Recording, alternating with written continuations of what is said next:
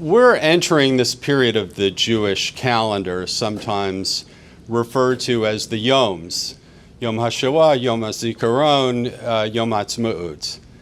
And so it's very apropos that we take a moment today to mark the 85th anniversary of the SS St. Louis voyage, one of the darkest episodes concerning America's role during the Holocaust. It's also the 15th anniversary of legislation that for the first time broke the U.S. government's silence about its inaction during that period. It was an honor to be involved in my capacity as B'nai B'rith's Director of Legislative Affairs in the drafting and advocacy behind Senate Resolution 111 in 2009. And through that experience, to come into contact with numerous survivors of the St. Louis voyage at a gathering in Miami later that year. We're very fortunate to have three of the ship's passengers, Eva Wiener, Dr. Hans Fischer, and John Schilling, here with us today.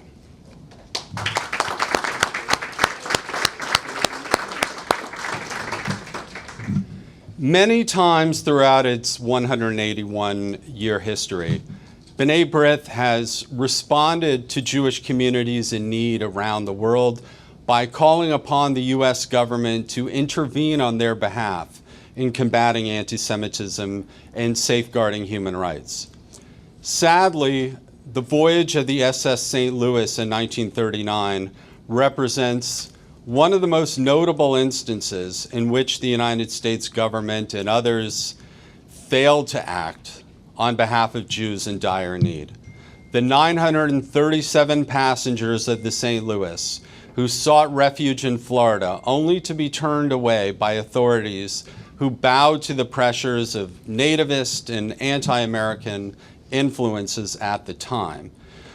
What resulted from the U.S. failure to act, the death of 254 former passengers during the Holocaust, is a tragedy that cannot be undone.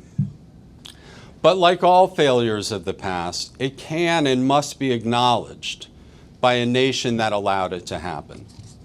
B'nai B'rith and other Jewish organizations, often working in concert with the U.S. government, have for many years pressed the governments of Europe to openly and honestly face their own World War II era past.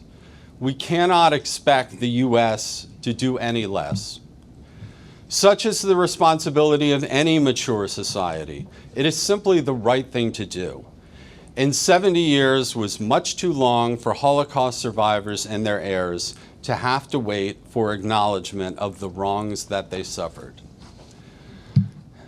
The legislation that I drafted, sponsored by the late Senator Herb Kohl of Wisconsin, recognized the 70th anniversary of the date when the St. Louis turned away from U.S. shores and set sail back for Europe. It also honored the 937 refugees aboard the St. Louis and memorialized the 254 who eventually died during the Holocaust. Third, and most significantly, the United States government needed to do what it had never done before: admit that it failed to act when it should have, and that passivity caused great suffering to the St. Louis passengers.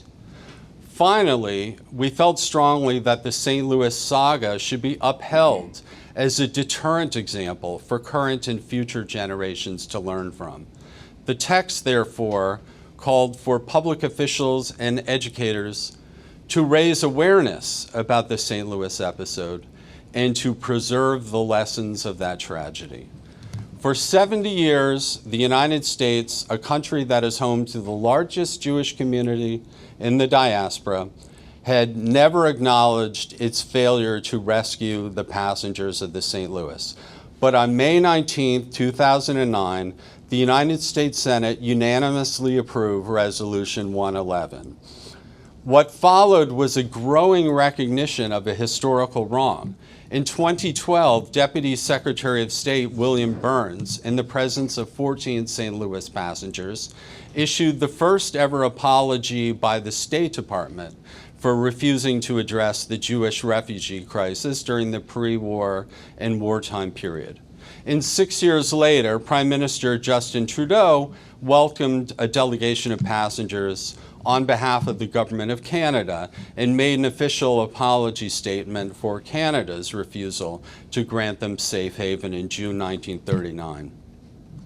The tragic story of the St. Louis is one that resonates deeply with the Jewish people decades after that fateful voyage. It underscores the constant need for a strong and secure Israel, a Jewish homeland that will at all times admit an unlimited number of Jews fleeing persecution and peril. And it also serves as a reminder of the tragic consequences of the failure to act when our principles summon us. When people of conscience choose not to confront the forces of bigotry and hatred and lend all necessary support to the victims of intolerance. To understand the importance of this lesson, one only need ask, what will future generations say of us and what we did when we were faced with the challenge of stopping terrorism and extremism, or preventing Iran from acquiring nuclear weapons, or combating a virulent anti-Semitism deeply embedded in the international system? Senate Resolution 111 was not only a recognition of the U.S. government, by the U.S. government, of its responsibility for the fate of the St. Louis, it's a symbol of how mindful we all are today of what the ship's passengers endured. And it is a measure of our determination that current and future generations will learn what happened to them, they will remember it, and they will learn from it. I now call on Robert Krakow, founder of the SS St. Louis Legacy Project, to guide us through the next part of the program. Robert is a graduate of Georgetown Law School and the author of two acclaimed plays, The False Witness and The Trial of Franklin D. Roosevelt. Both plays have been performed in theater venues throughout the United States. He's also the creator of the documentary film Complicit, which won first prize at the Rhode Island International Film Festival in the festival's prestigious Judaica category for films celebrating the Jewish experience. Robert, welcome.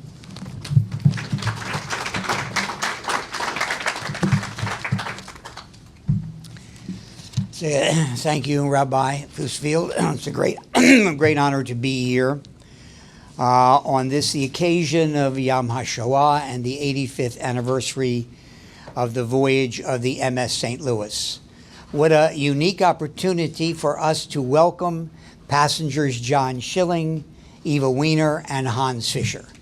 As you can imagine, there are very few passengers remaining now, and it's a great thrill for us to have them here, along with Mrs. Schilling, John Schilling's wife, Wynne, Eva Weiner's daughter, Amy, we welcome, Hans Fischer's wife, Ruth, we welcome, Jonathan Krakow on our board, Robert Gordon, one of our sponsors, so we're happy to have them here today.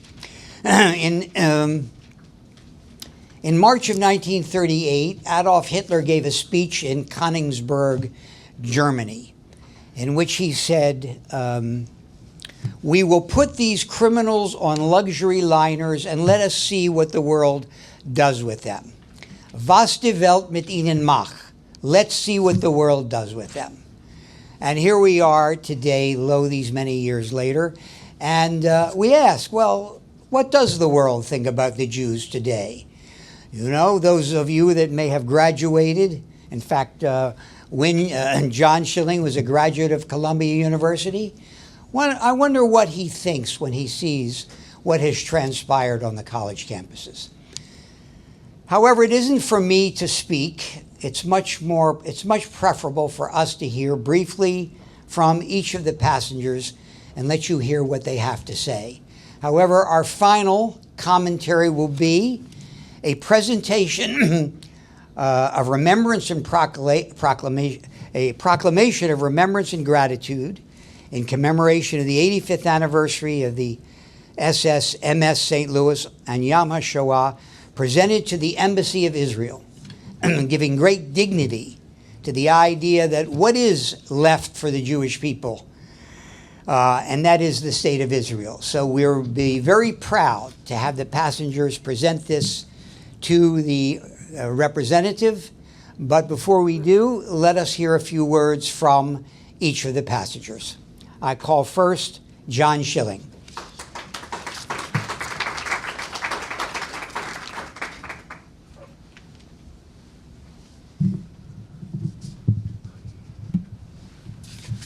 Thank you very much. I'm very happy to see so many people of us here. My family came originally from the old Czechoslovakia, where there was no rules between the wars. There were rules against discrimination. So as a rule, my parents and grandparents had no ideas of what discrimination really looked like, except what was seen locally in some of the schools like we see here. But when Nazis came in, the rules, things changed very drastically, so we had to go. We got sort of a high quota number as it was, so we had to find other ways to wait out until we were able to be admitted to the United States. Fortunately, we were able to get a visa through an uncle to Ecuador, so we were there until our visa number came up. We were the few passengers that were not Berliners, so we were sort of a little bit different than the others. We were fortunate to get here. My parents were able to adapt as I myself have, and we're happy to be here, and I'm very happy to be able to speak to you now on behalf of all the passengers that did not survive, and of course all the ones that did. Thank you very much.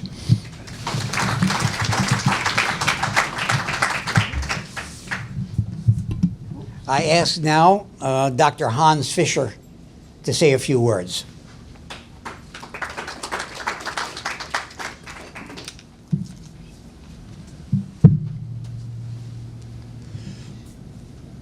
I was 11 years old when I became a passenger on the St. Louis, so I remember the events very well.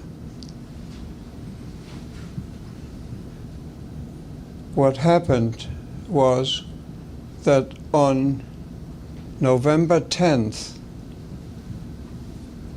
the morning after Kristallnacht, I was getting ready to go to school, and suddenly the doorbell rang, and two Gestapo agents entered and demanded that my father accompany them. They told him that he had to take a small bag with underwear and socks, and they said they didn't know exactly where he was going. But he ended up in Buchenwald concentration camp,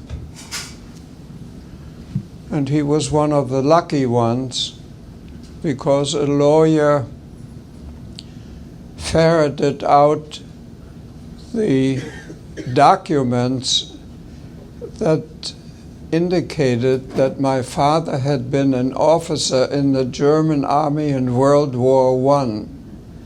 And based on these documents, the Gestapo released him several months later with the proviso that he leave within 2 weeks. And he was able to get on a boat to New York, and in New York he got a visa for Havana and ended up in Havana. And because he was in Havana, my mother, my sister, and I ended up on the St. Louis. And the experience on the St. Louis at first was wonderful because we really thought and felt that we had been liberated, until the boat started on its way back and cruised off the coast of Florida until suddenly American boat came by and we could hear them yelling at the officers on the St. Louis, telling them to get out of U.S. territory. And that's when the ship slowly started on its way back.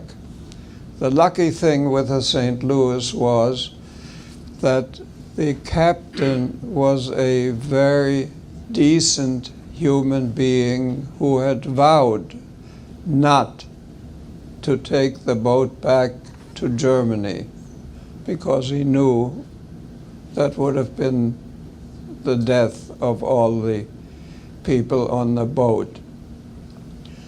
And so the American Joint Distribution Committee had an official in Belgium who persuaded the Belgian government to permit about a quarter of the passengers to get off the ship in Antwerp and stay in Belgium.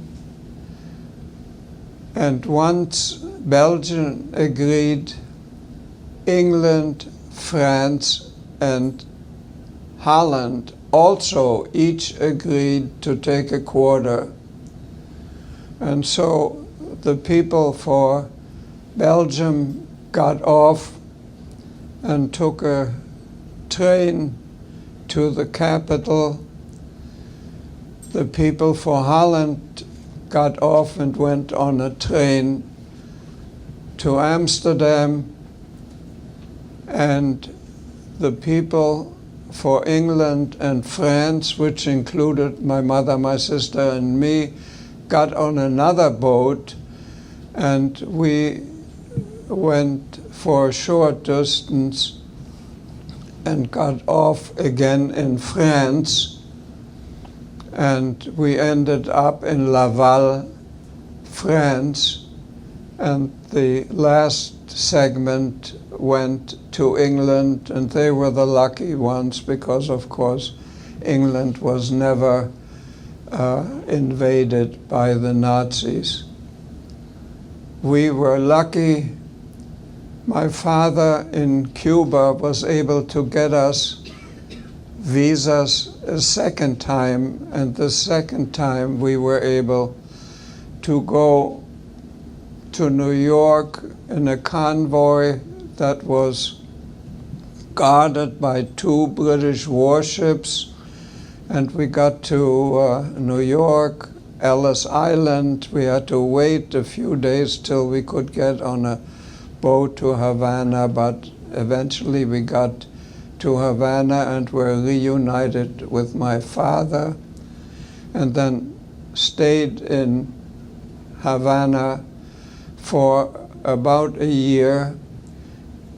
And by that time, we were able to get entrance into the United States and came to New York. Were in New York for about half a year. And then my father was able to get a mortgage for a farm. Jews were able to get on a farm through the American Agricultural Society. They had some Jewish members, and we ended up in a small town in New Jersey, Vineland, New Jersey, which is near Atlantic City. And we had a poultry farm and some cows. And that's where I grew up. and I was very lucky.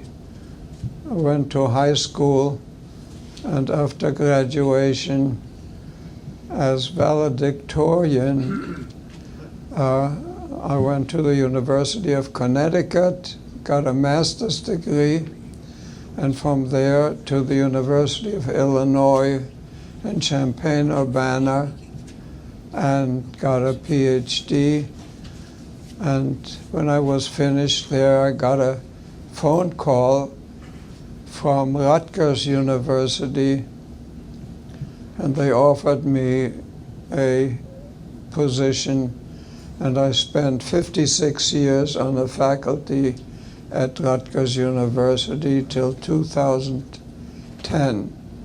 So we were the lucky ones who survived and made it. Thank you very much.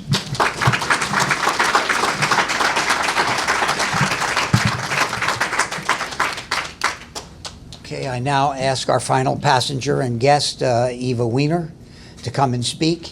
Eva will do the presentation ceremony of the proclamation of remembrance and gratitude to Abby Tauber. Yes, okay.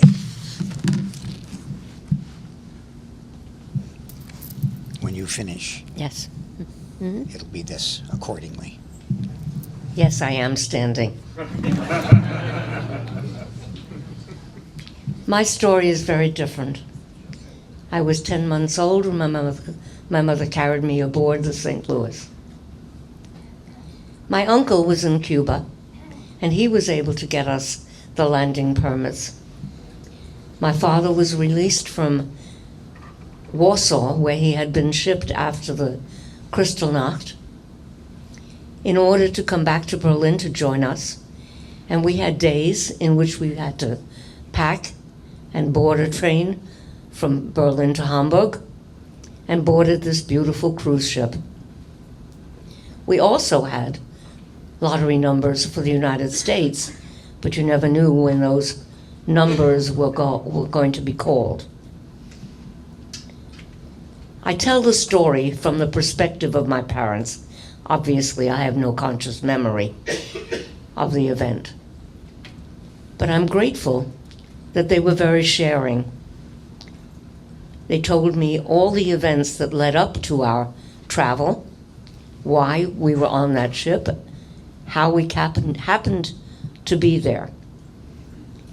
So when I go and speak in front of audiences, and mostly children at schools, I tell them my parents' story.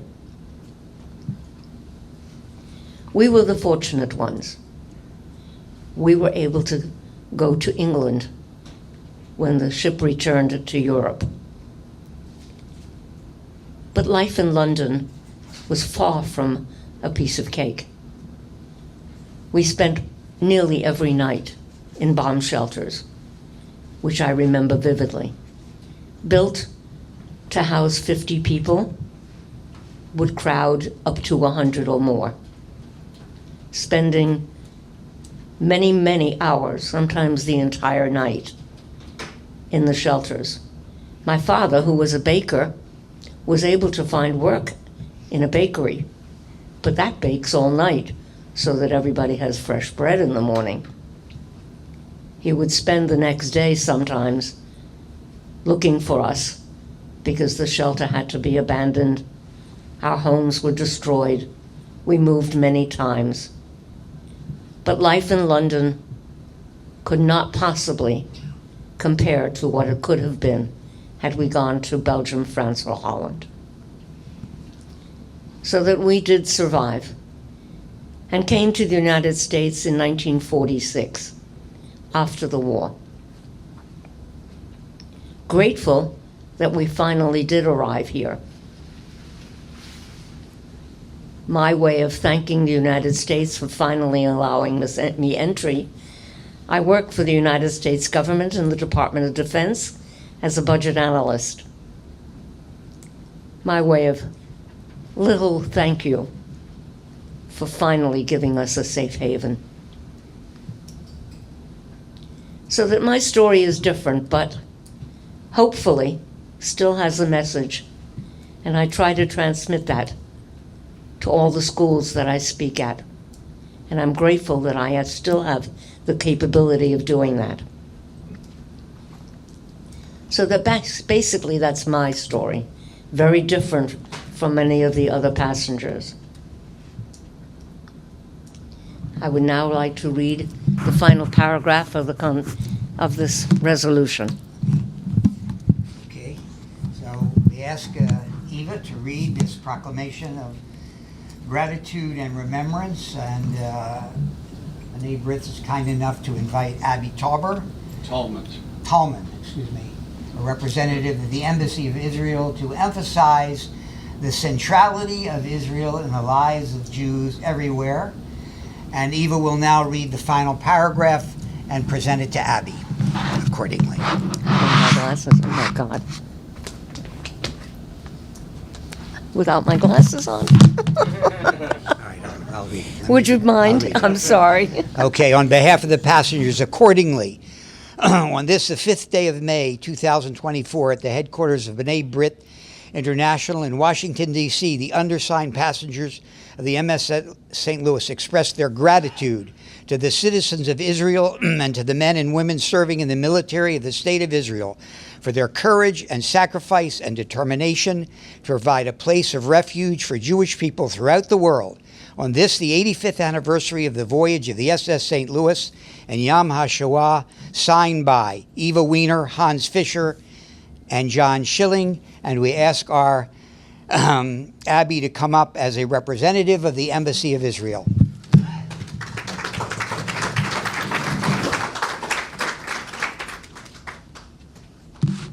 you want to take a picture? Okay. We want to come in.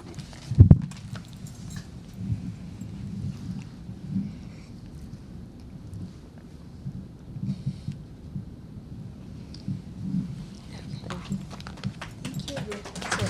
you. All right.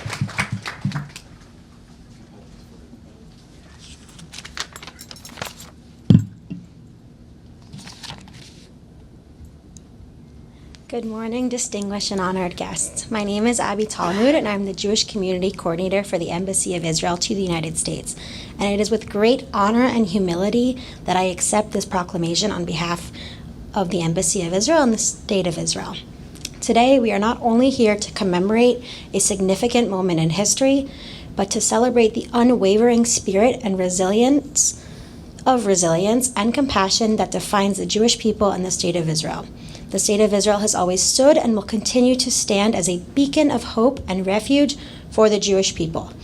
As we reflect on our values of compassion and justice, we cannot forget that the flight of those hostages held by a terrorist organization, Hamas.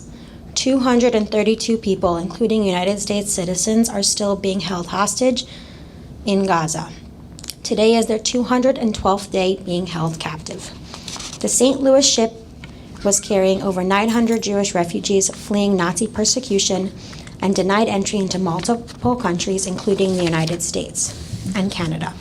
The ship was forced to return to Europe, as they had mentioned, where many of the passengers ultimately met their death in concentration camps. We are so lucky and honored to have you three survivors here with us today. The story of the St. Louis ship serves as a stark reminder of the consequences of indifference and inaction in the face of evil. It compels us to be vigilant and never turn a blind eye to the suffering of others, yet amid the darkness of the past, there shines a beacon of hope, the State of Israel. From its inception, Israel has opened its doors to Jewish refugees from all corners of the globe, providing them with a safe haven and a place to call home. It is a testament to the Jewish people's unwavering determination to rebuild, thrive even in the face of adversity. The State of Israel has made it its mission to serve as a guardian of the remembrance of the Holocaust. Tonight marks the start of Yom HaShoah, and it is to ensure that 6 million lives that were lost are never forgotten and their stories continue to echo through the corridors of history. We cannot turn a blind eye to the alarming rise of anti-Semitism in the United States and around the world. The resurgence that sends shivers down the spines of every Jewish person and lover of justice. This resurgence manifests in overt acts of hatred, the normalization of anti-Semitism, and its modern tropes. The Holocaust did not happen overnight. It was a culmination of years of unchecked prejudice by bigotry and blatant anti-Semitism. The same forces that allowed the Holocaust to occur are the ones rising their ugly heads and threatening to engulf us in darkness. We cannot afford to be complicit in the rise of hate. We must be vigilant and must be proactive. We must be unwavering in our commitment to stamp out anti-Semitism. They say if we do not learn from our history, it will repeat itself. It is our duty to ensure that it does not do so. We must demand the immediate release of the hostages and demand the end of ever-increasing anti-Semitism. Thank you.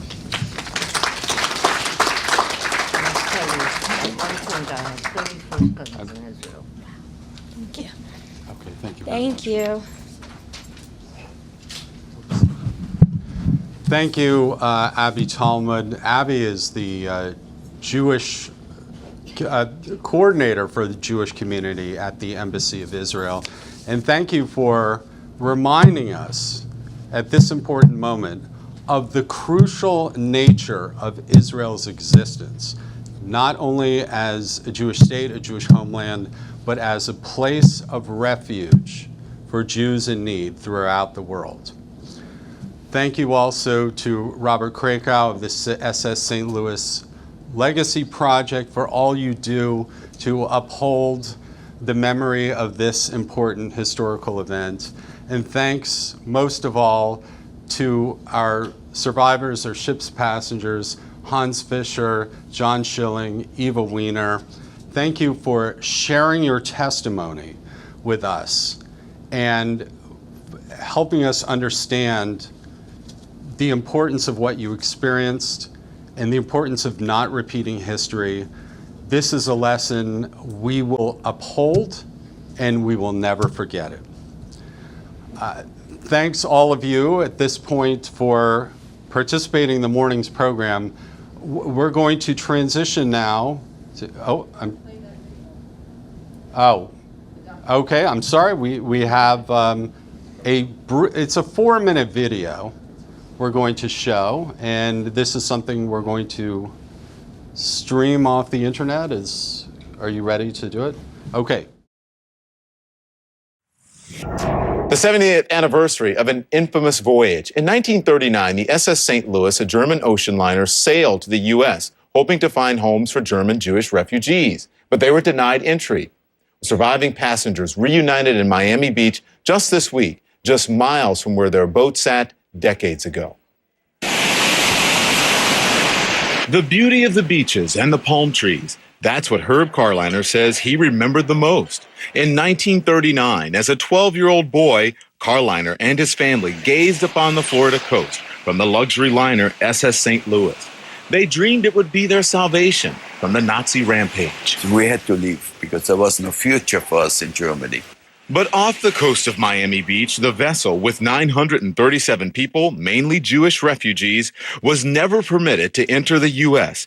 It was forced to return to Europe, which was on the verge of a world war. 254 of them eventually died during Hitler's Holocaust. Now, we knew that this was the land of immigrants, founded and formed by people like ourselves seeking freedom and opportunity. But we couldn't understand why, all of a sudden, the Coast Guard forced us into international waters. But what happened? Some historians say President Franklin Delano Roosevelt's hands were tied by strict immigration laws and public opinion. Certainly, FDR, I believe, was perhaps remiss in not allowing these folks to disembark in the United States, but he was bound by laws that were not of his own making. But Herb Carliner believes anti-Semitism was behind it. His parents and 2 of his sisters who were on board the St. Louis were killed by the Nazis when they returned to Europe. He blames FDR and says a message was sent to Hitler that Jews were expendable. This ship, St. Louis, was the beginning of the Holocaust because it shows you that nobody wants the Jews, so they can do with them whatever they want to do. The St. Louis passengers held visas for entry in Cuba. It was a voyage that began in Hamburg, Germany on May 13, 1939. Passengers say they had a joyous cruise away from the terror filled with thoughts of a new future. After 2 weeks at sea, they arrived in Havana, Cuba, but almost all of them were refused entry. After about a week of waiting, the St. Louis set sail again, hoping the U.S. would accept them. Off the coast of Miami Beach, in view of those palm trees, they were again denied. Professor Alan Lichtman is writing a book on the era called FDR and the Jews. You can't judge historical figures from what we know today. They did not know that these countries would be overrun by Hitler, who would then be applying to these countries his horrific final solution for Jews. With no place to dock, the ship headed back to Europe. Philip Freund was one of the passengers. He said some of them talked about a mass suicide by jumping overboard. At least in the sea, they would die quickly, but in a concentration camp, they would be tortured, they would be humiliated, and they didn't want to go through that. The St. Louis was eventually cleared to dock in Antwerp, Belgium. The passengers were sent to France, England, the Netherlands, and Belgium. Some historians say FDR played a crucial role here. Roosevelt and his cabinet worked to try to find places of settlement for these people, and they succeeded. Some of them eventually settled in the U.S. What really happened will forever be subject of interpretation and disagreement. But on this day, the passengers of the St. Louis were together again near the same sand and palm trees that once gave them hope and disappointment. Very nice story. Very nice story. 70th anniversary. Okay.